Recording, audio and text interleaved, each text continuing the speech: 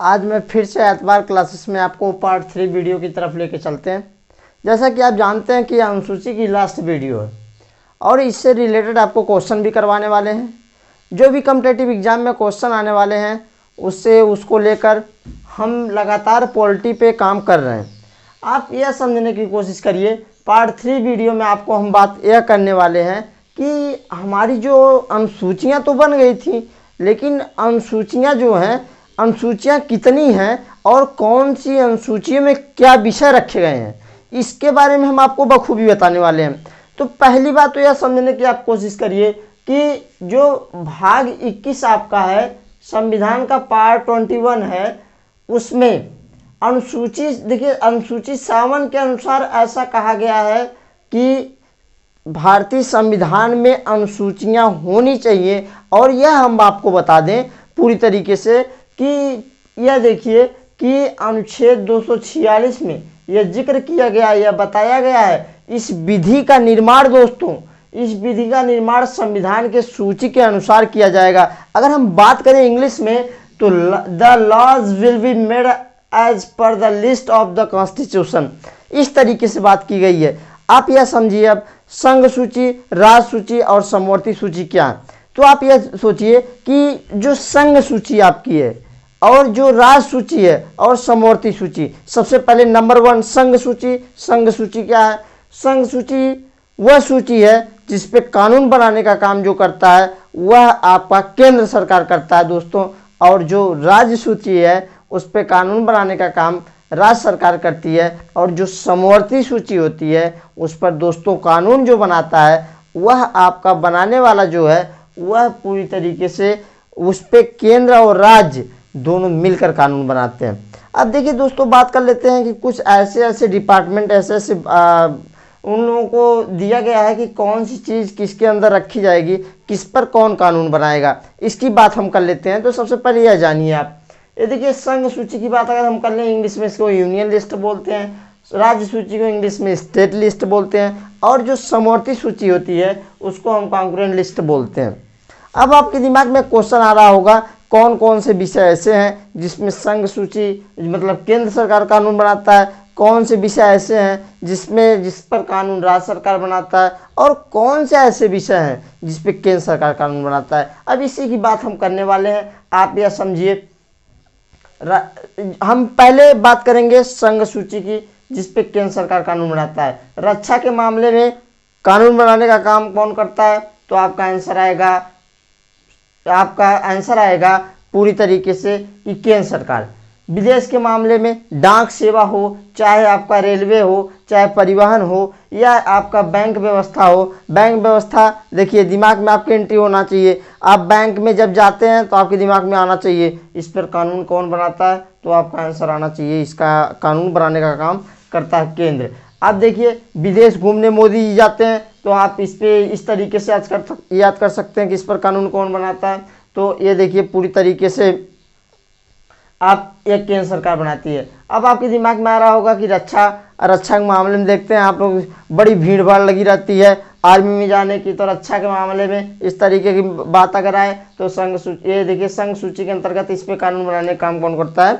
इस पे केंद्र सरकार करती है। रेलवे में जानते ही हैं, आपको बम्बई दिल्ली कहीं जाना हो तो आप क्या करते हैं? रेलवे का सहारा लेते हैं, रेल का सहारा लेते हैं, और उस परिवहन के माध्यम से आप एक स्थान से दूसरे स्थान तक जाते हैं। और इस पर कानून जो बनाता है वह पूरी तरीके से आपका केंद्र सरकार ही कानून बनाता है। अब आपके दिमाग में क्वेश्चन आ रहा होगा दोस्तों कि ये देखिए किस तरीके से याद करें। तो याद करने की कोई ज़रूरत नहीं आपको है, आप हर चीज़ को इमेजिन करो। आप अगर कल्पना कर लिए, देखिए रक्षा के मामले में आप कर लिए, आप विदेश के मामले में कर लिए, डाक सेवा आप जाते भी हैं, पोस्ट ऑफिस इस टाइप का।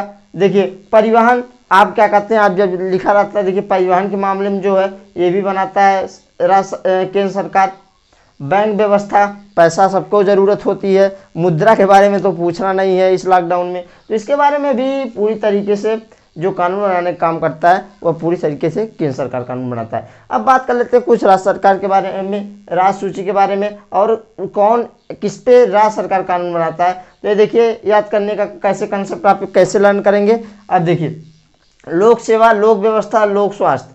तो पूरी तरीके से लोक वाला कंसेप्ट आया। तो आप अधिकतर मामले में आप वह राज्य सूची के विषय हैं जिस पर राज्य सरकार कानून बनाता है। या देखिए फॉरेस्ट हो या पुलिस डिपार्टमेंट हो, देखिए कभी कभी लिखा रहता है, जब आप देखते होंगे तो लोगो लगा होता है उत्तर प्रदेश पुलिस, इसका मतलब उस पर कानून कौन बनाता है? वो उत्तर प्रदेश सरकार। इसका मतलब यह किसका विषय है? तो यह पूरी तरीके से राज्य का विषय है। कारागार, ये देखिए जिला कारागार ये होता है, जिला कारागार वो होता है, तो इसका मतलब कारागार पे कानून कौन बनाता है? तो यह राज्य सरकार। ये देखिए भू राजस्व,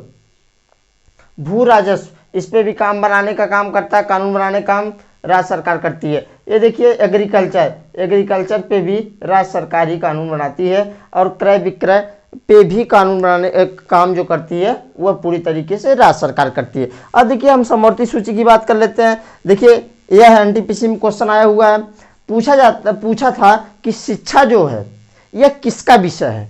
ये देखिए दोस्तों शिक्षा बड़ा विवादित क्वेश्चन है। शिक्षा को पहले क्या है कि यह पहले राज्य सूची का विषय था, लेकिन अब इस समय शिक्षा को या 42वें संविधान संशोधन के द्वारा इसको समवर्ती सूची का यह विषय है।